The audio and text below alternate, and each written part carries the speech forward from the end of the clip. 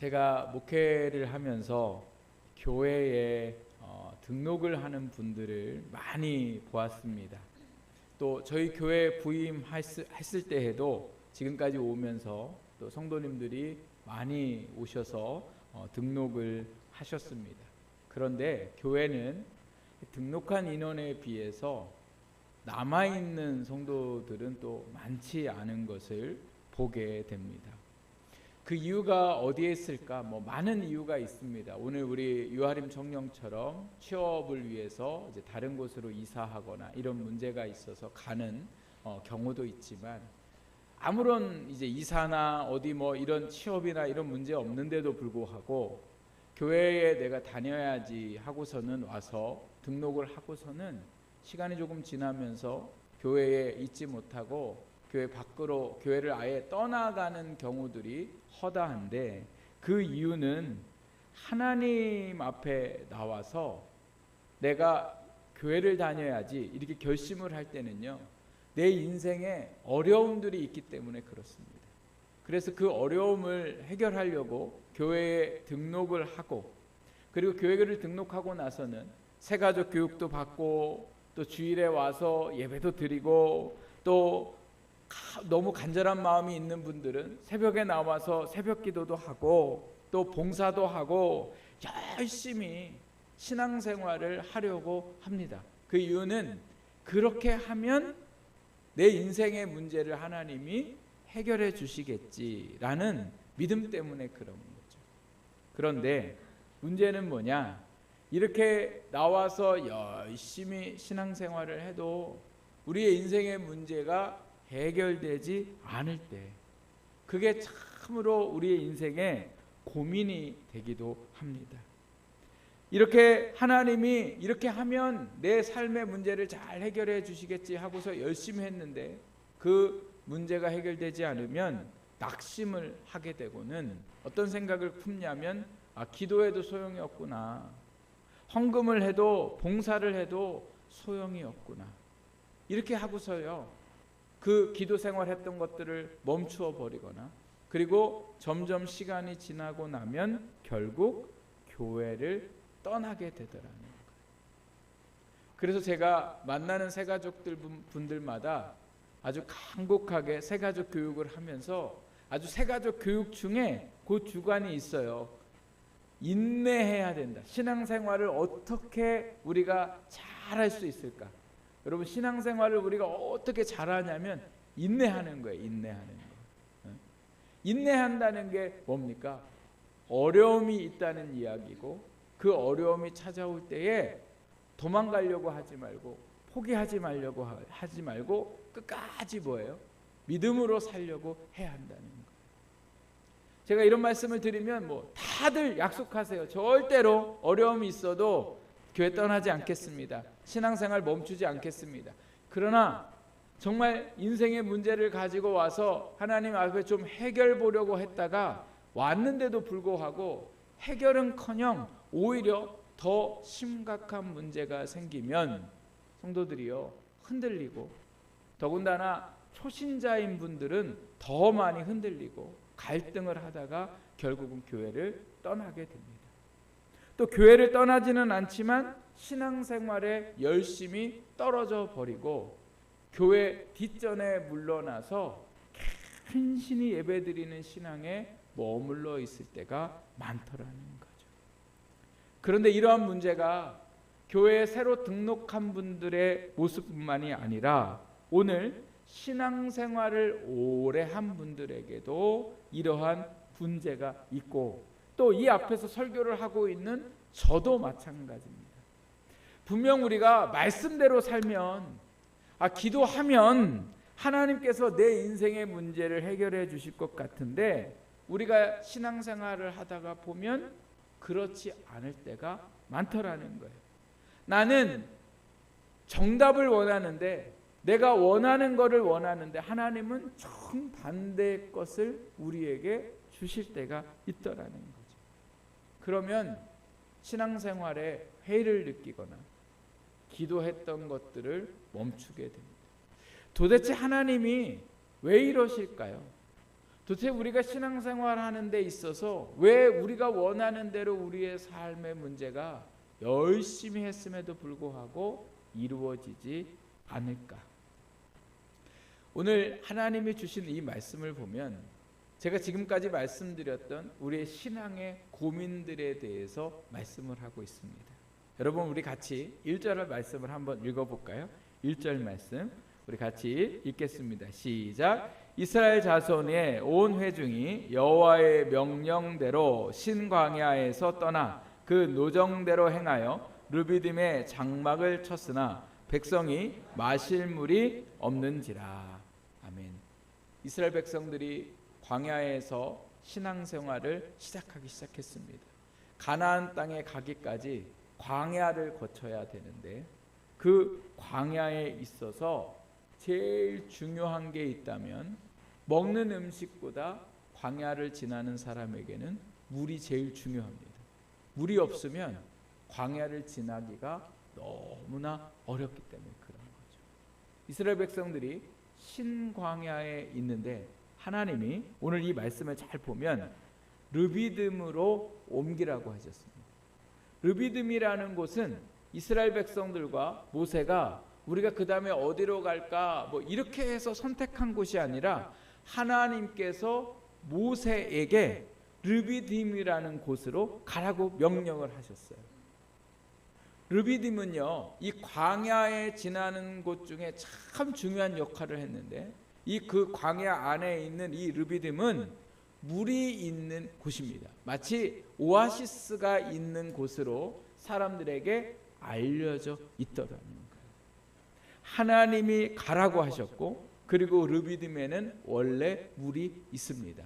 그런데 문제는 백성들이 그곳을 도착을 해 보니까 당연히 물이 있어야 되는데 뭐가 없어요?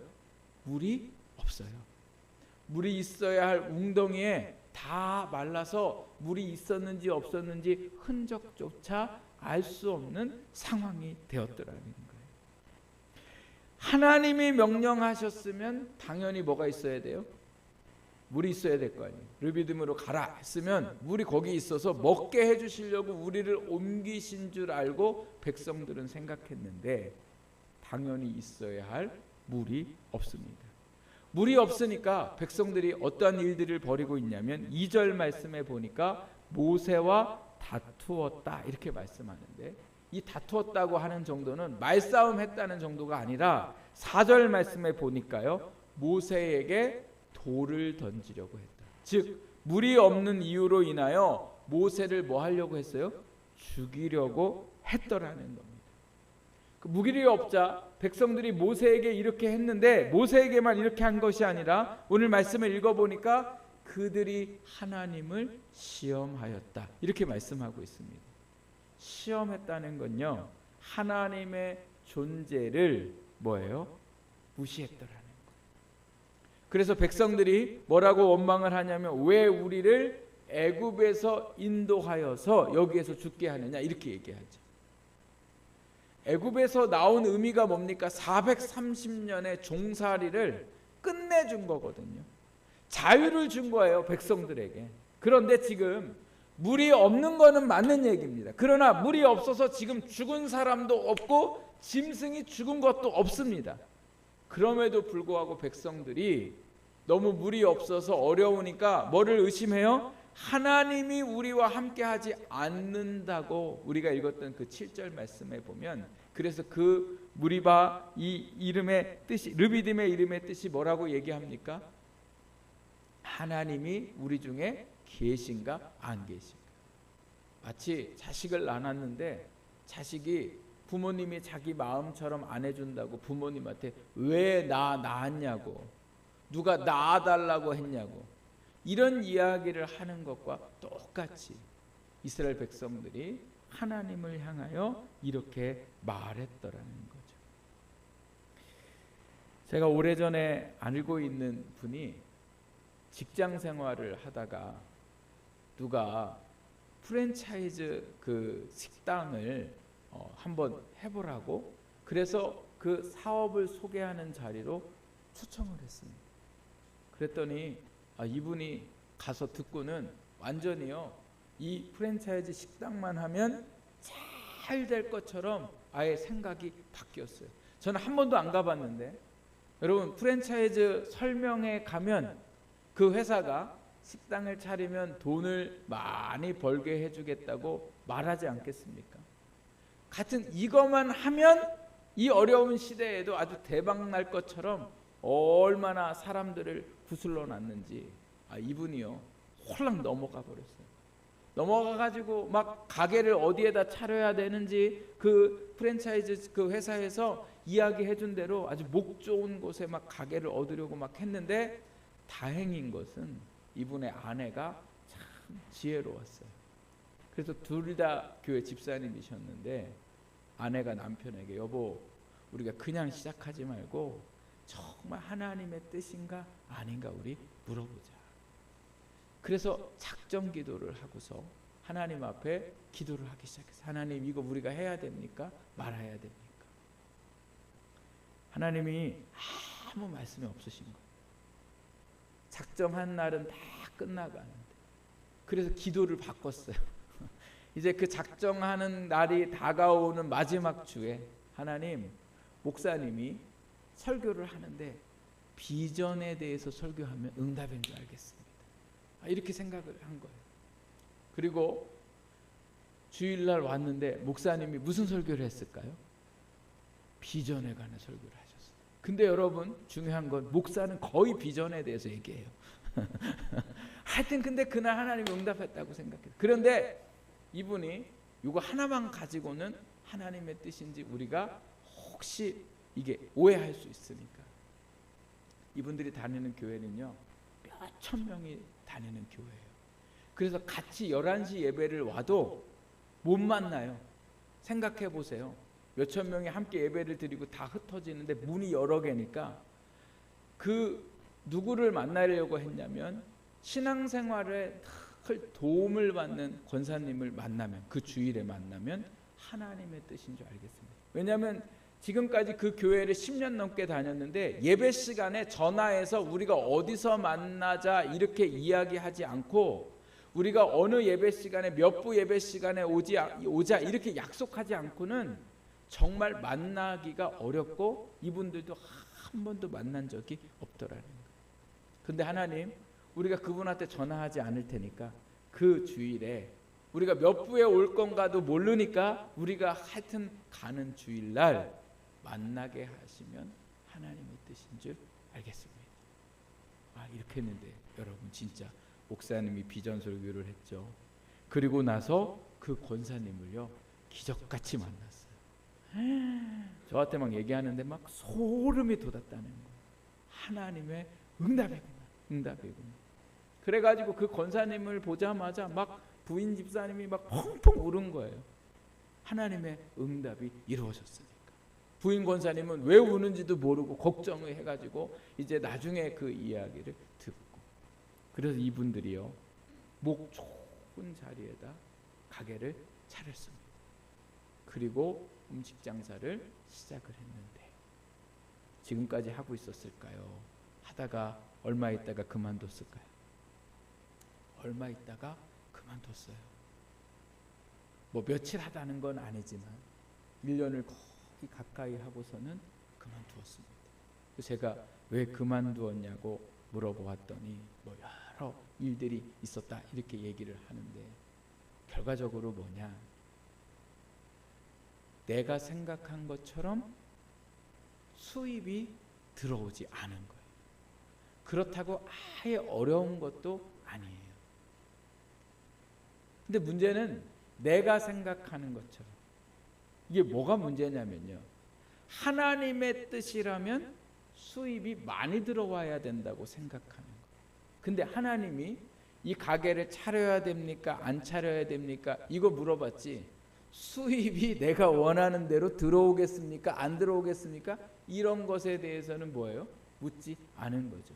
그리고 뭐만 생각해요? 가게를 차려야 되냐 말아야 되냐. 근데 저는요 분명히 하나님이 그분들에게 응답하셨다고 믿습니다. 우연이 아니라 하나님 앞에 기도해서 하나님이 그 가게를 차리라 하셨지만 문제는 뭐예요? 결과를 내가 생각한다는 거예요. 하나님이 그 가게를 차리게 하시고 그 가게를 통하여 두 분을 훈련시킬 수 있는 하나님의 또 다른 뜻이 있는 거고, 그리고 당장은 그분들이 생각하는 것처럼 많은 수익을 얻지 못하지만 그 가게를 통하여 하나님이 이루실 무언가가 있는데, 그분들은 뭐만 생각해요? 수입만 생각하는 거예요. 수입.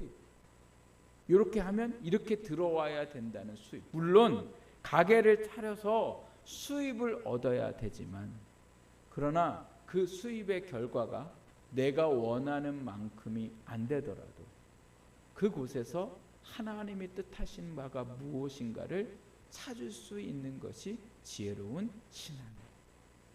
근데 여러분, 하나님은 우리가 무슨 가게를 하든, 사실은 우리가 어떤 대학을 가든 어떤 직업을 얻든 하나님은 그것에 별로 관심이 없으세요. 이렇게 얘기하면 또 이렇게 오해하실 분도 계시지만, 여러분, 우리에게 하나님이 중요하게 생각하는 건 너가 어느 직장 다녔냐가 아니라 너에게 있는 그 직장에서 지금 네가 뭐를 하고 있냐는 거예요. 너가 하나님의 뜻을 이루고 있는 거예요. 맡겨진 일들을 믿음으로 잘 감당하면서 그곳에 사람들을 섬기고 사랑하면서 살아가느냐. 근데 우리의 생각은 온통 어디에 있냐? 그 직업을 통해서, 그리고 또 오늘 우리의 삶의 자리를 통해서 내가 좀 부유해지고 내가 좀 이 땅에서 대단해지기를 바라는 데에 관심을 갖고 사는 거예요. 그러다 보니 기도도 거기에 맞추어서 하고 신앙생활도 거기에 맞춰서 하는데, 문제는 하나님이 우리가 원하는 대로 우리에게 주시면 오죽이냐 좋겠냐마는 그렇지 않더라는 거예요. 왜요? 그건 내가 원하는 거니까. 내가 원하는 대로 가면 우리가 잘 될 것 같고 이 땅에서 행복할 것 같지만, 내가 원하는 대로 가면 그 삶은 위험하기 짝이 없습니다. 그래서 하나님이 원하시는 것이 무엇인가? 이게 오늘 우리의 삶에 너무나 중요하고, 그리고 내가 원하는 결과가 없어도 그것에서 하나님의 뜻이 반드시 이루어질 것을 믿는 믿음이 중요하다. 저는 오늘 이 말씀을 보면서 그런 생각도 해봤어요. 아유, 하나님도 참 너무하시지. 그냥 르비딤에 갔는데 물 있으면 얼마나 좋겠어요. 모세한테도 안 대들고 하나님도 원망하지 않고. 그런데 왜 하나님은 어쩌면 이렇게 이 원망 불평할 줄 아는 이 백성들에게 물을 주시지 않았을까? 근데 1절 말씀을 여러분 자세히 보면 하나님이 르비딤으로 옮겨라 이렇게 얘기하면서 거기에 물이 있다 없다 말씀하셨습니까? 안 하셨습니까? 안 하셨어요. 그런데 물이 있을 거라고 생각한 사람은 누구예요? 백성들이. 당연히. 왜? 하나님이 가라고 하셨으니 당연히 거기는 물이 있겠지라고 생각했기 때문에 그래요. 근데 여러분, 물이 결과적으로는 있었습니까? 없었습니까? 예? 눈에 보이는 물은 없었어요. 그러나 그 안에 하나님이 물을 준비하셨어요? 안 준비하셨어요? 준비하셨어요. 하나님은 물을 이미 준비해 놓으셨어요. 그리고 그 르비딤으로 옮기셔서 그들을 통하여 하나님이 어떤 분인가를 그들에게 가르쳐 주시려고 하셨더라는 거죠. 만약에 물이 있었으면요, 백성들은 당연히 르비딤이니까 물이 있을 거야 이렇게 그냥 생각했더라는 거예요. 그러나 물이 없어도 하나님은 그 물이 없는 곳에서도 여전히 뭐예요? 역사하시며 그들의 문제를 알고 계시고 그들의 문제 가운데에 함께 하시는 분임을 오늘 이 말씀을 통해서 백성들에게 지금 가르쳐주고 계시더라고요. 근데 백성들은 물이 없으니까 무슨 생각을 했어요? 의심했어요. 하나님이 여기 계신가 안 계신가? 하나님이 계시면 어떻게 이럴 수 있을까? 여러분, 하나님 앞에 오늘 우리가 살아갈 때에 하나님은 물이 없는 우리의 인생에도 여전히 뭐예요? 함께 하시고 그 안에 역사하시는 분이 바로 하나님이십니다. 문제는 내가 자꾸 하나님 앞에서 내가 원하는 결과를 얻으려고 한다면 그 사람은 뭐예요? 낙심할 수밖에 없고, 그 사람은 기도하다가 멈출 수밖에 없고, 말씀대로 살다가 말씀대로 사는 것이 소용없다고 생각할 수밖에 없습니다. 그러나 결과를 하나님 앞에 맡겨드리면 그 인생은 어떤 상황이 됩니까? 하나님의 놀라우신 역사를 경험하며 사는 사람이 되더라는 거예요. 그래서 내가 원하는 걸 바라지 말고 하나님의 뜻이 있음을 믿는 믿음이 되셔야 되더라는 거예요. 한번 따라해 보세요. 하나님의 더 좋은 뜻이 있을 거야. 하나님께서 다른 방법으로 역사하실 거야. 네, 여러분, 오늘 우리의 모든 순간에 하나님을 향한 믿음의 고백이 이렇게 되기를 부탁드립니다. 하나님의 뜻이 있으세요. 물이 내 눈에 없었을 때에 하나님이 어떻게 나한테 물도 안 줘? 내가 이렇게 오래 신앙생활 했는데 왜 하나님이 나한테 병을 주셔?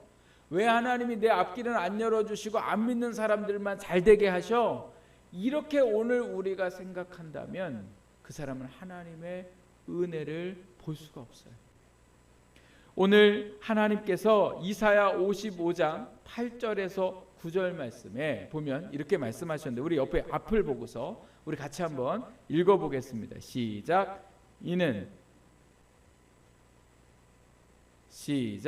이는 내 생각이 너의 생각과 다르며 내 길은 너희의 길과 다름이니라. 여호와의 말씀이니라. 이는 하늘이 땅보다 높음같이 내 길은 너희의 길보다 높으며 내 생각은 너희의 생각보다 높으니라.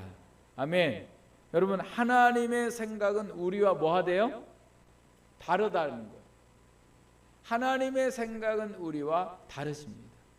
그러니 오늘 그 하나님의 생각이 9절 말씀에 보면 뭐라고 얘기해요? 하늘이 땅보다 높음 같이 하나님의 생각이 우리보다 높으시다는 거예요. 어린아이 생각이 깊습니까? 어른의 생각이 깊습니까?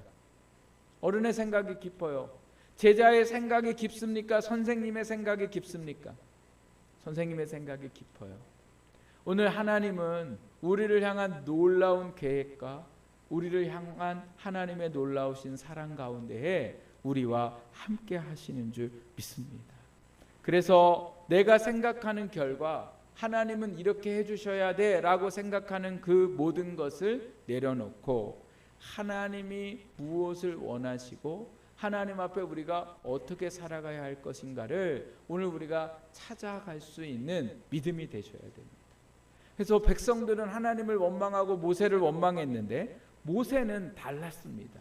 모세는 물이 없는 이 상황 가운데에 백성들이 막 자기를 죽이려고 하는데 백성들한테 막 뭐라고 한 게 아니에요. 니네는 도대체 내가 여태까지 오면서 나한테 고맙다는 말도 안 하고 문제만 있을 때마다 나를 이렇게 죽이려고 하냐? 정말 배은망덕한 것들 막 이렇게 백성들한테 이야기를 한 게 아니라 어떻게 했습니까? 우리 4절 말씀 우리 같이 한번 읽어볼까요? 4절 시작. 모세가 여호와께 부르짖어 이르되 내가 이 백성에게 어떻게 하리이까? 그들이 조금 있으면 내게 돌을 던지겠나이다. 자, 모세가 한 게 뭐예요? 다투지 않고 하나님을 시험하지 않고 그곳에 함께 계신 누구에게? 네, 여호와에게 뭐 했다고요? 부르짖었어요. 그 부르짖었을 때에 뭐라고 얘기합니까? 물 주십시오 이게 아니에요. 뭐라고 기도해요? 내가 이 백성에게 뭐예요? 어떻게 해야? 여러분, 이게 오늘 우리의 기도의 제목이 되어야 될 줄 믿습니다. 하나님, 저에게 이렇게 해 주십시오. 합격하게 해 주십시오. 저를 잘 살게 해 주십시오. 건강하게 살게 해 주십시오. 이것도 오늘 우리의 기도의 제목들이 되어야 되지만, 하나님, 제가 이 병 중에 어떻게 해야 하겠습니까? 하나님, 제가 취업을 놓고 있는데 어떻게 해야겠습니까? 이게 오늘 우리의 기도의 제목이 돼야 돼요.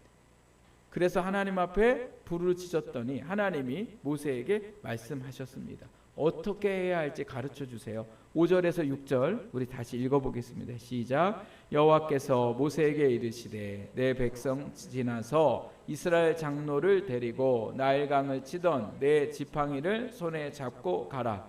내가 호렙산에 있는 그 반석 위 거기서 내 앞에 서리니 너는 그 반석을 치라. 그것에서 물이 나오리니 백성이 마시리라. 모세가 이스라엘 장로들의 목전에서 그대로 행하니라. 아멘. 여러분 오늘 이 말씀을 보면 뭐가 중요하나 반석을 쳤더니 거기에서 물이 났다 뭐 이런 것도 중요한데 6절 보십시오. 내가 호렙산에 있는 그 반석 위 거기서 내 앞에 서리니 누가요? 하나님이 너희의 인생의 문제 가운데 서시리니 이렇게 말씀하고 계세요. 누구에게? 부르짖는 사람에게. 모세에게 뭐를 붙잡고 가라고 얘기해요? 지팡이를. 이 지팡이가 뭐예요? 하나님의 능력이요, 하나님의 말씀이요. 오늘 우리에게는 예수 그리스도, 그분을 붙잡고 나아갈 때에 어떻게 하시겠대요? 그 반석에 하나님이 쓰셔서 하나님이 반석에서 물을 내시는 거죠. 여러분 물 나왔던 땅에서 물 나오는 게 쉬워요? 반석에서 물 나오는 게 쉬워요? 어려운 얘기예요. 물 나왔던 땅에서 나오는 게 더 쉽죠. 땅에서 물이 나오는 게, 반석에서 물이 나오는 건 너무 어려운 일이에요. 그러나 하나님 앞에 부르짖고 어려운 순간에도 하나님이 그곳에 계심을 믿고 하나님 의지하는 사람에게 하나님이 반석에서 물을 내시는 역사를 일으키시더라는 거죠. 그래서 우리는 어떻게 해야 됩니까? 모든 곳에 역사하시고 광야의 인생 가운데, 목마른 인생 가운데에 하나님이 함께 계시는 그 사실을 믿고 그분한테 기도할 때에 하나님께서 그 속에 역사하시는 줄 믿습니다. 미국의 유명한 기독교 작가이면서 교회 연구가인 톰 레이너가 있는데 그 사람이 무슨 책을 썼냐면 죽은 교회를 부검하다라는 책을 썼습니다. 그 책을 보면 이 분이 미국의 아주 부흥했던 교회들이 갑자기 문을 닫고 쇠퇴해서 사람들이 더 이상 드나들지 않거나 교회가 아예 이미 다른 곳에 팔려버린 그러한 교회들을 조사했습니다. 14교회를 조사했는데 놀랍게도 이 교회가 이렇게 문을 닫고 다른 데 팔릴 수밖에 없었던 10가지 이유를 발견하게 되는데 그 10가지 이유 중에 8번째 이유가 이 이유입니다. 여러분 한번 따라해 보실래요? 그 교회는 좀처럼 함께 기도하지 않았다. 한 번 더 해보겠습니다. 그 교회는 좀처럼 함께 기도하지 않았다. 교회가 죽은 이유가 뭐라고요? 기도하지 않았다도 있지만 함께 기도하지 않았다. 교회는 함께 기도해야 뭐가 있어요? 생명력이 있는 거예요. 예전에는요, 교회가 함께 기도하는 시간들이 너무 많았어요. 교회에서 기도하다 못해 산에 같이 올라가서 같이 나무 붙들고 기도한 때가 있었어요. 근데 지금은 함께 기도 안 해요. 이 함께 교회가 기도하지 않았을 때 죽었는데 이 이야기는요, 개인의 신앙을 생각할 때 내가 함께 기도하지 않는 신앙은 지금 뭐하는 신앙이에요? 죽어가는 신앙. 집에서 기도하여 얼마나 기도할까요? 오늘 내가 지금 기도 생활을 교회와 함께 하지 않는다면 그 신앙 생활은 위험하고 그 교회는 위험하더라고요. 초대교회를 생각해 보세요. 초대교회는 모이면 함께 떡을 떼고 힘써 기도하는 교회였어요. 여러분, 저와 여러분이 오늘 이 광야 같은 세상에서 하나님의 놀라우신 역사를 알고 보이지 않는 그 물을 발견하기를 원한다면 우리가 해야 할 일은 뭐예요? 원망과 불평이 아니에요. 낙심과 좌절이 아니에요. 뭐예요? 함께 기도하는 거예요. 교회와 함께 기도하는 거예요. 제가 늘 말씀드리잖아요. 우리 교회처럼 건물은 작을 수 있어요. 모이는 사람의 수도 적을 수 있어요. 그러나 신앙이 작으면 안 돼요. 기도의 양이 작으면 안 되고 기도하는 사람들이 적으면 안 되더라고요. 우리의 인원에 맞게 우리 모두가 함께 기도하는 교회가 돼야지요. 그래야 교회가 살고 우리의 신앙이 사는 거예요. 근데 기도하지 않아요. 어느 순간부터 기도의 필요도 못 느끼고 함께 기도하는 의미도 몰라요. 가족 모임 할 때, 오늘 식사하시고 가족 모임 할 때 여러분 함께 기도 제목 가지고 뜨겁게 기도하시기를 바랍니다. 예? 기도하셔야 돼요. 함께 기도하셔야 돼요. 이게 오늘 우리 교회에 하나님이 주시는 숙제예요. 하나님 앞에 모세가 부르짖었을 때에 하나님께서 그곳에 반석에서 물이 나게 하셨습니다.